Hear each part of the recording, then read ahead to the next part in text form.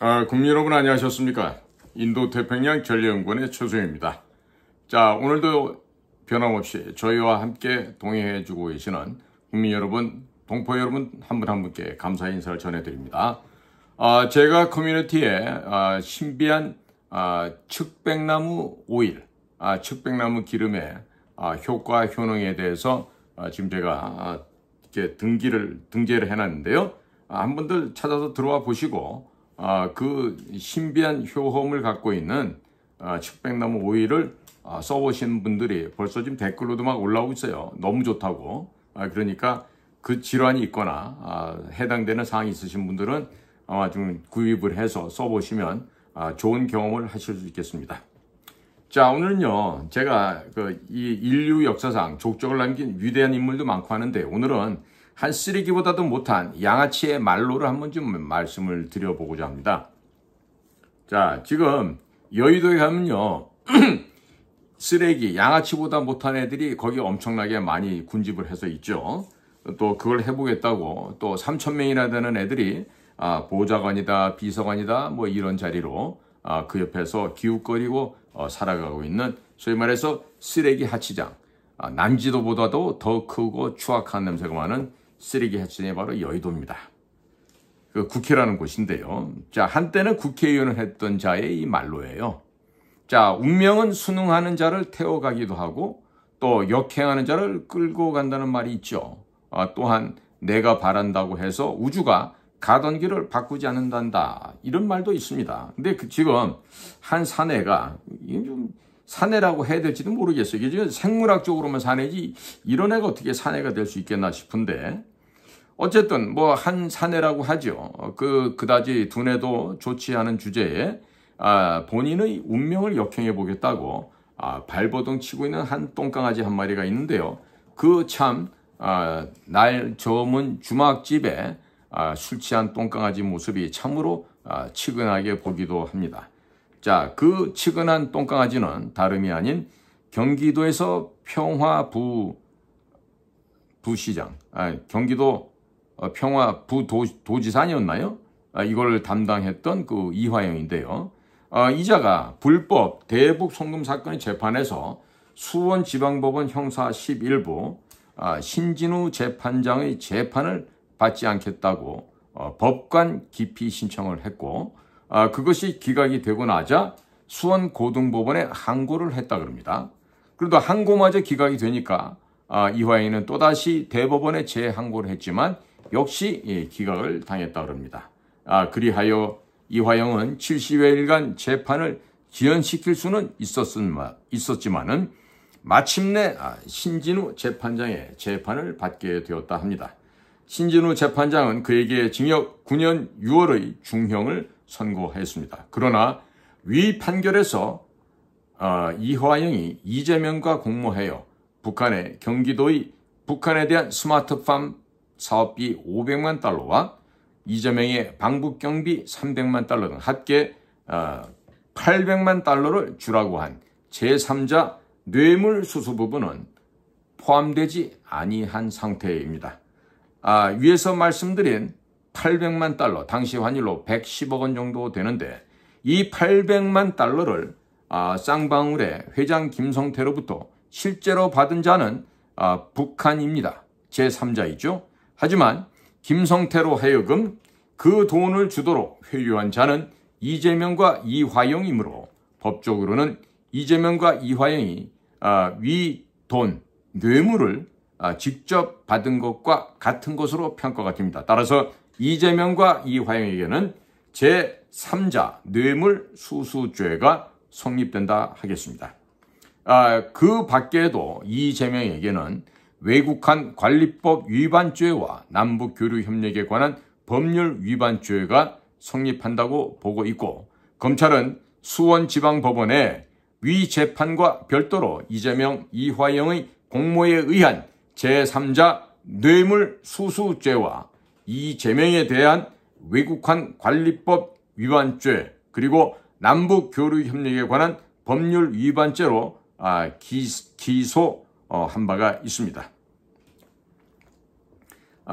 제3자 뇌물수수죄는 일반의 뇌물수수죄와는 법정형이 똑같습니다. 뇌물수수죄의 경우 수수한 돈이 1억 원을 넘으면 10년 이상의 징역에 처하게 되어 있습니다. 이재명과 이화영의 수수액은 110억 원이므로 적어도 그들에게는 그것만 한다 하더라도 징역 20년 이상의 형에 처해질 것으로 보여지고 있습니다. 다 알고 계시다시피 신진우 재판장은 피고인에 대한 선고 형량이 높고 법정 구속을 잘 지키는 재판장으로 유명합니다. 그는 전 성남시장 은수미, 전 성남시 의회 의장 최윤길, 대장동 민간사업자 김만배 등에 대하여 예외 없이 중형을 선고하면서 가차없이 그들을 법정 구속하지 않았겠습니까? 그리하여 이재명은 신진우 재판장이 무서워서 위 사건을 서울중앙지방법원 형사 33부에서 재판 중인 대장동 등 비리 사건과 병합 심리해달라고 소위 토지 관할 병합 신청을 하였다가 대법원 형사 1부에서 기각된 바 있습니다. 도둑놈이 죄 짓고 도망가려다가 막다른 골목에서 형사에게 뒷덜미를 잡힌 꼴이 되고 만 것입니다. 아마도 그는 조금이라도 재판을 지연시키기 위해서 이화영이 썼던 수법대로 기피 신청, 기각, 항고, 기각, 재항고, 기각의 절차를 밟을 것입니다. 이거 법꾸라지니까 이놈도 지금 변호사 자격증 있으니까 충분히 이런 장난질을 치겠죠. 그러나 그것이 재명에게는 별 도움이 되지 않을 것 같습니다. 신진우 재판장은 그런 절차가 끝나면 일주일에 2, 3회 공판기를 열어 집중 심리하여 조기에 판결을 선고할 것으로 전망되고 있기 때문입니다. 자, 그러므로 얼마 안 있어서 위 사건의 1심 판결이 선고될 것이고 이재명에는 법정 구속될 것으로 전망되고 있습니다. 원래 신진우 판사는 수원지방법원에 2년간 근무했으므로 지난 2월 수원지방법원을 떠나게 되어 있었습니다. 그런데 이화영이라는 자가 신진우 재판장에 대해서 기피 신청 항고, 재항고 등의 무리한 절차를 진행시키면서 신진우 판사의 재판을 피하려 하자 대법원장에게 신진우 판사는 내가 위 사건의 결말을 짓고 수원지방법원을 떠나겠다라고 신청했단 말이 있습니다. 그러자 대법원장은 그의 뜻대로 하도록 조치했다고 합니다.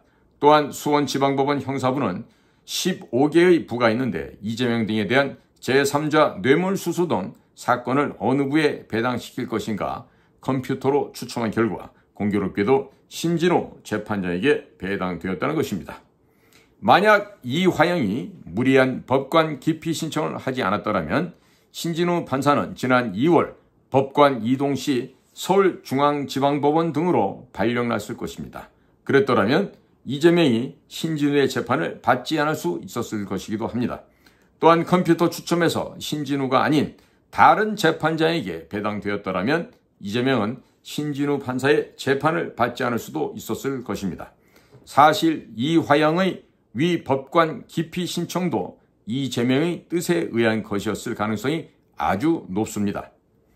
이재명은 신진우 판사의 재판을 받지 않으려고 이화영에게 대해서 기피 신청을 하도록 시켰고 그로 인해 신진우가 수원지방법원에 남게 되었으며 또한 수원지방법원의 형사부가 15개나 됨에도 불구하고 이재명의 사건이 컴퓨터에 의해 신진우에게 배당된 것은 이재명에게 철퇴를 가하라는 신의 뜻이라 해야 하겠습니다.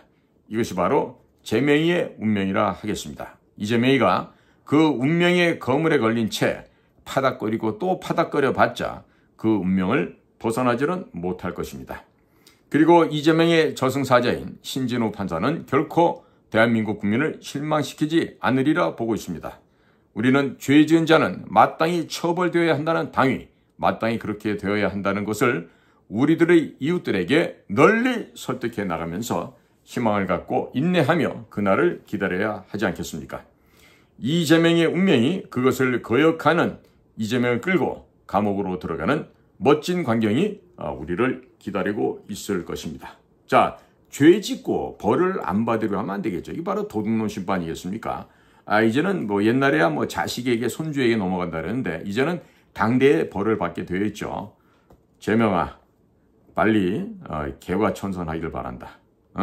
내 놈은 이렇게 거짓으로 살아온 너의 인생이 이화영과 함께 공도 동망을 할 텐데 이제 더 이상 발악하지 말고 하늘에 맡기고 친환경 무상급식 일식삼찬을 하면서 먼저 항문 검사를 해주는 거기 가서 내 놈의 항문과 그 불알 사이에 박혀있는 점을 한번 그 의왕저수지에 있는 그 선생님들 앞에서 한번 꼭 확인을 시켜주기 바란다.